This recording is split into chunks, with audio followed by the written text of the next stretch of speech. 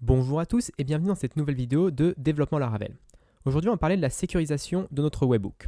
Alors pourquoi il faut sécuriser notre webhook? Parce qu'aujourd'hui, actuellement, n'importe qui peut envoyer une requête de type post sur formation-laravel.fr/stripe et me faire croire qu'il y a eu un nouveau paiement, donc j'envoie un mail à mon compte et puis je fais une facture, etc. alors que ce n'est pas le cas. Comment on va faire pour sécuriser tout ça? Alors Stripe a tout prévu et généralement dans le système de webhook de tous les third parties, vous avez un système de signature électronique. Donc système de signature électronique, il est mis ici avec Stripe et donc Stripe va vous donner une clé qui s'affiche ici et cette clé-là va permettre à Stripe de signer le message de manière sécurisée et ensuite de votre côté de permettre de vérifier cette signature. Alors vérifier la signature, ça consiste à comparer le contenu du message, donc tous les éléments qu'on a vus dans la vidéo précédente, avec une signature qui est dans les headers HTTP. Et normalement, si cela correspond, grâce à la clé, vous avez la garantie que c'est Stripe qui a envoyé ce message-là. Alors, vous n'êtes pas obligé de gérer la signature manuellement. Il y a un package, quand je vous ai parlé il y a 2 semaines, Laravel Stripe Webhooks, ce package-là gère la signature pour vous, par exemple. Alors moi, vu que je n'utilise pas ce package-là, je peux utiliser un package un peu plus bas niveau qui s'appelle Laravel Shield et qui permet de uniquement vérifier les signatures. Et ce package-là, Laravel Shield, il fonctionne pour Stripe, mais également pour plein d'autres services. Donc vous voyez ici, il y a Stripe, mais il y a aussi GitLab, GitHub, Braintree, Mailgun, etc., etc. Donc vous pouvez vraiment utiliser ce package-là, ça sera à peu près la même API pour tous les services que vous utilisez. Donc ce que je vais faire, c'est que je vais d'abord composer require ce package-là. Et donc on voit là qu'il y a une erreur sur notre package Laravel Stripe Shield, enfin notre Laravel Shield Stripe. En fait, il demande la version 5.0 de Stripe PHP et moi j'utilise actuellement la dernière version stable de Stripe PHP qui est la version 6.6. Donc je ne suis pas compatible avec ce package-là. Alors dans les faits, ça ne change pas grand-chose parce que Stripe n'a rien cassé en passant de la version 5 à la version 6. Mais il faudrait mettre à jour le package Laravel Shield Stripe. Donc c'est quelque chose que j'ai fait avant la vidéo. J'ai créé une pull request, donc j'ai créé un fork d'abord sur thibodeau/stripe. J'ai forké Laravel Shield/stripe et j'ai créé un nouveau commit qui est très simple, on va le voir ici. Et on voit ici que j'ai rajouté ou la Stripe PHP 6.0 ou supérieur. Donc comme ça, le package est compatible avec la version 5.3 et les versions 6. étoiles. Mais cette pull request, je viens juste de la faire il y a 13 minutes, du coup elle n'a pas encore été merge. Et là, je vais vous montrer comment faire avec Composer pour utiliser cette pull request sans pour autant avoir des problèmes avec télécharger manuellement les choses, toujours en utilisant Composer. En fait, avec Composer, vous pouvez utiliser des repositories. Donc là, je peux copier-coller ici dans la documentation un repositories de type VCS, parce que VCS, c'est le version control, donc c'est Git ou SVN, etc. Donc je vais pouvoir le copier-coller ça dans mon composer.json. Je vais le mettre par exemple ici. Et à la place de github.com, ce truc-là, j'ai marqué thibodeau/stripe, qui est mon GitHub actuel, là, celui-là, là où j'ai fait la modification.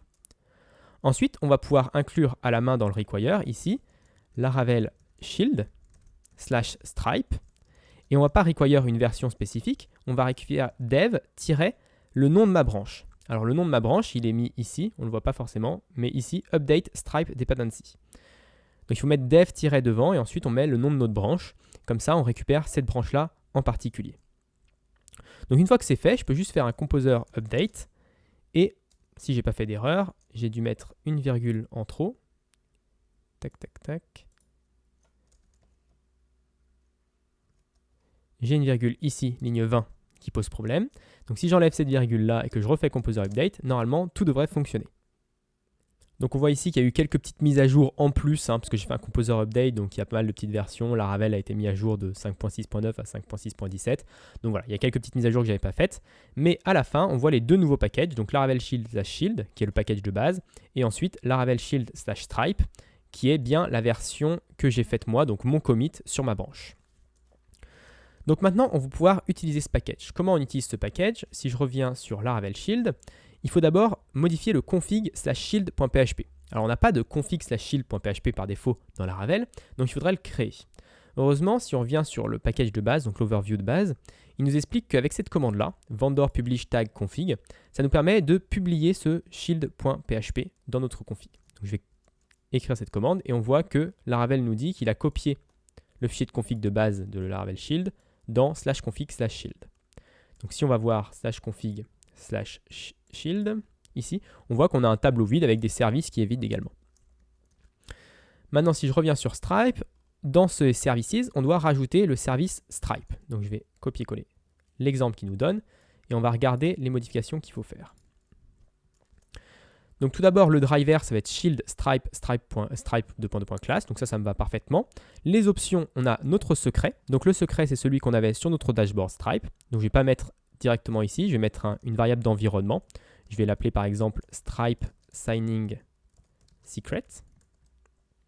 Et la tolérance en secondes, ça veut dire combien de temps le secret va être correct, enfin la signature va être correcte. Au bout de 300 secondes, on considère que c'est plus Stripe qui l'a envoyé, même si la signature est correcte. Donc je vais enlever ce truc-là, on va utiliser le default de Stripe, c'est très bien, je pense.